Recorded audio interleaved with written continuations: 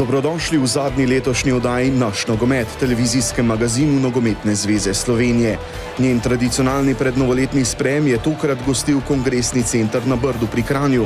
Ponovno so se srečali predstavniki slovenske nogometne srenje iz domovine in zamejstva. Le aktivnih reprezentantov ni bilo, saj v večini držav, kjer igrajo, sezone še trajajo. Za predsednika Nogometne zveze Slovenije Aleksandra Čeferina je bil to prvi sprejem na tej funkciji.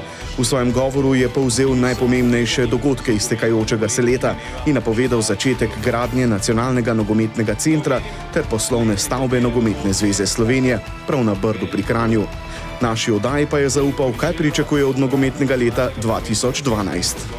Težko je konkretno govoriti o pričakovanjih, ampak jaz mislim, da nas v nogometu ni potrebno biti strah, da bo leto 2012 za slovensko reprezentance, vse reprezentance pravzaprav bolj uspešno od leta 2011 in tudi finančno se še ne bojimo kakšnega kolapsa. Leto 2012 bo tudi v znamenju začetka kvalifikacij moške članske reprezentance za svetovno prvenstvo v Braziliji. Kakšen razplet bi zadovoljil predsednika zveze? Mene bi zadovoljila samo uvrstitev na svetovno prvenstvo v Brazilijo. Hkrati pa se zavedam, da ne bo konec nogometa v Sloveniji, če se ne uvrstimo, niti se ne bo podaril svet, ampak bomo igrali naprej. Ampak jaz sem pristaš visokih ciljev in to je visok cilj, hkrati sem pa prepričan, da je tudi dosegljiv. Kaj pa predsednik, ki končuje prvo leto delovanja na tem mestu, pričakuje od slovenske nogometne družine?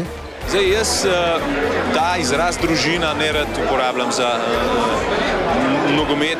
nogometne privržence ali pa za ljudi, ki delajo v nogometu v Sloveniji. Družina je pač lahko samo ena. Ampak na vsak način bi pričakoval čim več enotnosti, čim manj negativizma, samo zaradi samega negativizma.